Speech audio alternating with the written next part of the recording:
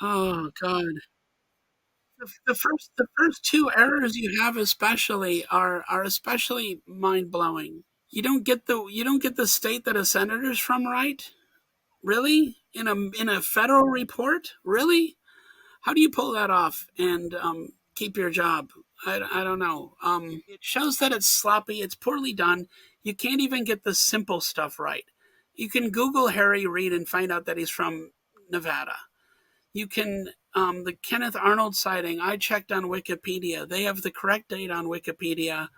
What he said June 23rd in the AARO Report. Go to Wikipedia. It's June 24th, and then you can verify that it is June 24th. Um, an eighth grader would have gotten it right.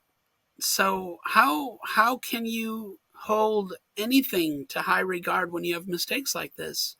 I've been a scientific journal editor for 12 years now, actually, I think 13. Um, and if I saw a scientific paper that had these mistakes in it, I'd reject it flat out. It would be rejected. And that's really pretty ironic considering that the AARO report actually states that there have been no academic suggestions that these things are extraterrestrial or non-human. And when that's entirely wrong, because I did that in my paper, and that was peer-reviewed scientific paper. Um, and so it's ironic that they're holding, scientific standards to such high regard and academic standards to such high regard, but can't. But this report doesn't even meet those standards. Doesn't come anywhere near.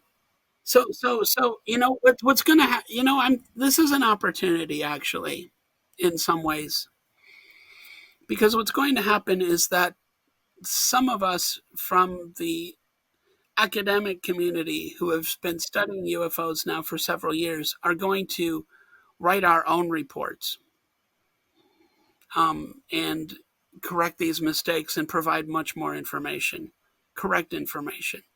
This is going to get corrected and corrected by the people who've been studying this. And so that's what, so I see this. So rather than being depressed about this, I see this as an opportunity. Yeah, it's a bit of a teaser. Yep. Yeah, I'll contribute to some degree. I don't have time to do a whole report like this. I wish the Pentagon would have paid me to do it. I'd have done a much better job.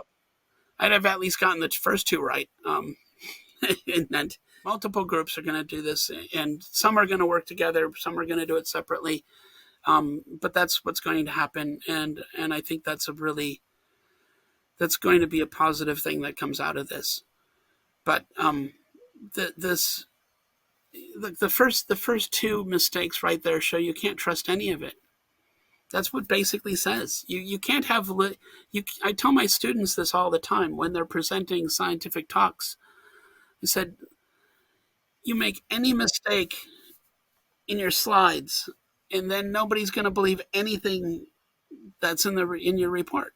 There's no reason to believe it, because if you can't get a simple thing right, you certainly can't get a complicated thing right.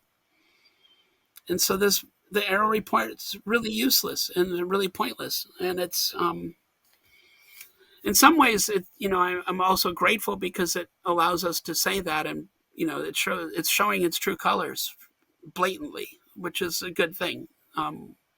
We know that they didn't do their job. I mean, Kirkpatrick didn't write this himself, but he did sign off on it. And I'm sorry, when you're a co-author, you need to read the report, and you need to perform due diligence and make sure that it's done correctly. And he didn't.